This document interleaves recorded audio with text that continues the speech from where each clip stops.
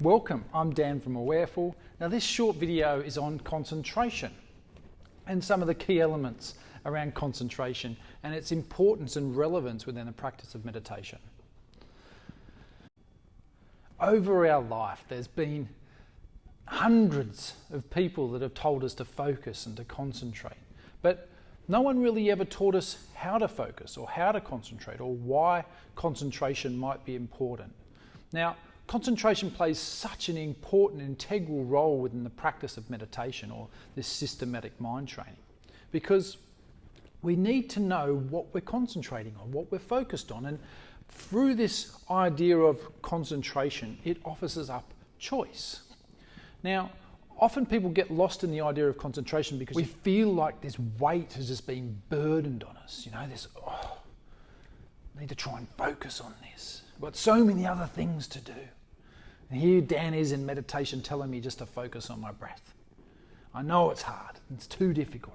I find it difficult just to focus on things that I enjoy, let alone trying to focus on my breath and through meditation. And what begins to happen is we begin to sort of try and concentrate on things, much like the Chinese finger trap. It just feels like it gets tighter and tighter and tighter until it feels too intense. And it's one of the reasons why many people give up on meditation, is because instead of it actually being this sort of idea of allowing some space, the coming together, the feeling into, and using the wonderful tools that we have in our body to release us from the trap or the feeling of trap from our mind, we continue to pull and pull and pull and pull and pull and pull against it, when really the antidote is to come together, to feel into, to bring some attention to concentrate on what we're focused on and use that concentration to help us make some choices. So why we start with concentration as a form of meditation is because what it offers us up is an opportunity to work directly with this mind that we have.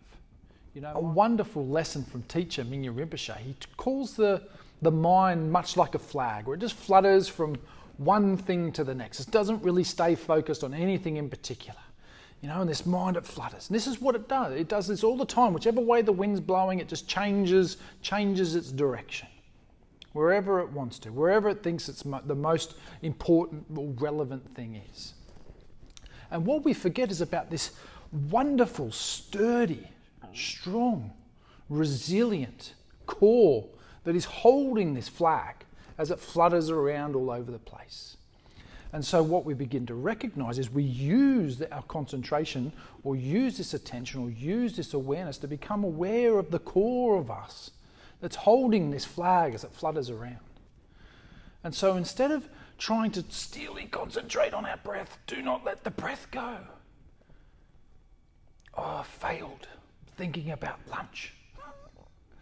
Thinking about my wife, my husband, whoever, work, when in reality, concentration is an opportunity for ease. It's an opportunity for choice. It is not the weight of what we think it's going to be. So we just rest, relax, bring some attention, bring some awareness, begin to concentrate on the movement of our breath. And the most important thing is the failure part. Focusing on the breath is important, but the most important thing is the failure, the away the mind goes, and you gently guide it back. And away the mind goes, fluttering away, and we gently bring it back. And we watch what we're concentrating on, and we begin to bring about some choice. Now, the definition of concentration doesn't mean only focused on one particular thing. Concentration is the ability to focus on many different things. It doesn't mean trying to spin all the plates at once, but it means the ability to bring some attention to this, bring some attention to that, bring some attention to that, not bring attention to all 10 things at once, which is where the weight is. And what happens is we begin to just narrow our focus down into one particular thing, and we start practicing on things like our breath because it's wonderful and there and available all the time. And what it begins to do is teach us, actually, just concentrating on this one thing allows me, because I haven't got everything else going on around me as well, it gives me the opportunity to maybe even see what's happening from a different perspective. That I'm not so lost in the context. I'm not so subjectively immersed in it, that I can also have the opportunity to widen the lens and objectively begin to look at things.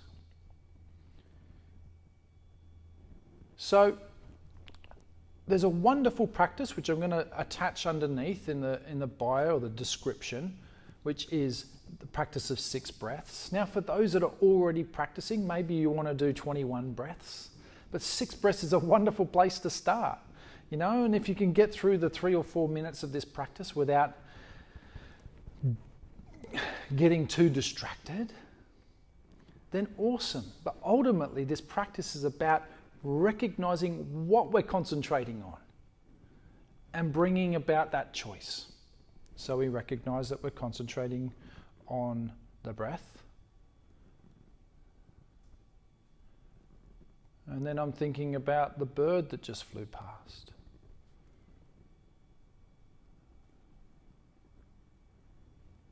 And I bring my attention back onto my breath again. And I don't steelily try and focus on my breath. I give myself the space that I need. I just notice my breath is there and I can watch it.